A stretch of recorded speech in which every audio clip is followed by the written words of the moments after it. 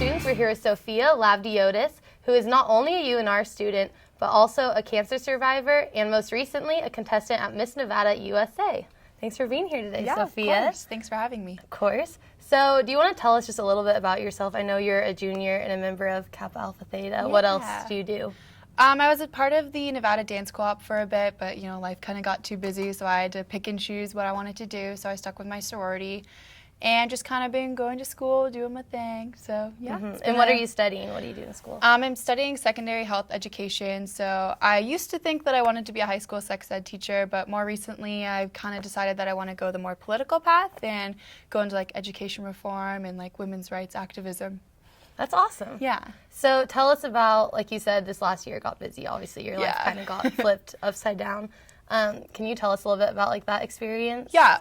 So I found out that I had cancer last February, April, and then like 2 weeks later I started chemo and I had to withdraw from school, which kind of sucked because we were so close to finals, so I had to redo this semester. So I went home, went through chemo, and now I'm in remission, and it's been like really nice to be back and kind of like get to be a normal 20-year-old again and just do normal 20-year-old things and just be healthy. So, yeah. And you had Hodgkins Lymphoma, right? Yeah, Hodgkins Lymphoma. And how did you find out about that? So I had a mass in my neck, and I just kind of felt it one day, and I was like, all right, like that's kind of weird. So I just went to the health center at school, and the doctor I saw, she was super nice, like really down to earth, like funny gal, and she was like, yeah, like that is super weird. And I was like, all right. Here at the UNR Health Center? Yeah, just at UNR Health Center. Yeah. And then she referred me to an ENT, which is an ear, nose, and throat doctor. And so I went and saw him, and he's like, yeah, like that is pretty weird. Like, let's just do a CT scan. And so then they found like there's like both sides of my neck had like different size lumps, and then there's some in my chest. And he's like, honestly, there's only really one thing it could be, but they had to do a biopsy to confirm. And then 2 weeks later, I got my diagnosis. And then you went through treatment and all that. How was your support system through everything? It was a lot different than I was expecting, but not necessarily in a bad way. You definitely get to find out like who's really going to be there for you when you're going through like, like real life situations. And like it's tough because like you already are like, it's like a pretty discouraging situation to go through. And then you're also like hoping people will be there for you more. But since it was also over summer, people are kind of doing their own thing. So you have to be realistic about it.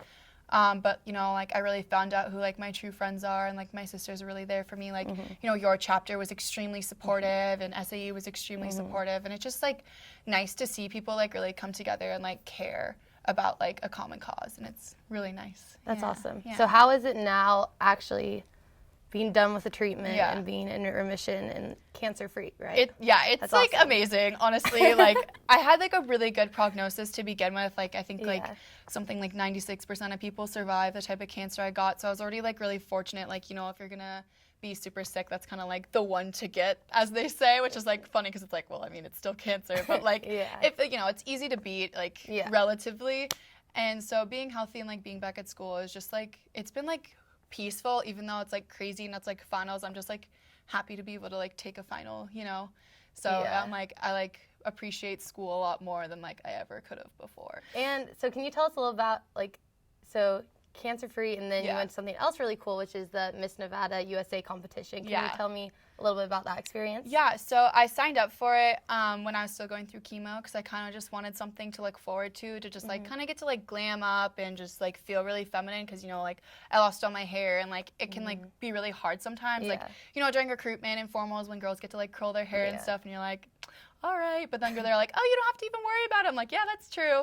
So it was just something to look forward to, and I competed in Miss California last year, and what I really liked about Nevada is that it's like a lot smaller, it's a lot more intimate. The girls have kind of done it before, and they're super helpful and nice, and I think that's like, it's kind of like its own sisterhood in a way. It's like, it's really cool. Like you get to meet all these like really inspiring women because a lot of them are like in their mid-20s, so I was like one of the younger ones for the Miss pageant, and it's just really cool to like see like women, just like going out there and like achieving their dreams, and like I know you get to meet like a bunch of role models, and it's just fun to hang out with girls for a weekend. That's awesome. Yeah. And you've been doing pageants. Have you been doing pageants for a while then, or just the Miss California and the Miss Nevada? Just the Miss California one was the first one. My friend actually like dared me to do it, and I was like, okay. And so I did it, and then like this one I was like, all right, like I actually really liked that. So that was like the best dare that's ever happened. Yeah, so it took a little more seriously and stuff. Yeah, exactly. Like that one was just kind of like, all right, like let's see what this is all about, and I like super liked it.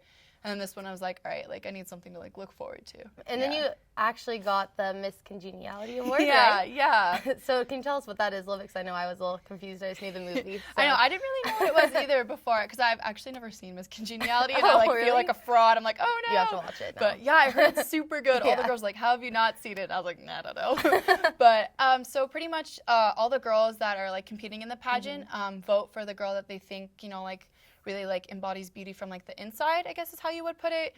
And so each girl votes, and yeah, so I guess that was me this year. So that was like really fun. Like it was That's like awesome. it was really like made it like worth it, because you know like sometimes it's hard, like you know these girls are like gorgeous, most of them like already model, and I'm just like out there like I just wanted something to look forward to.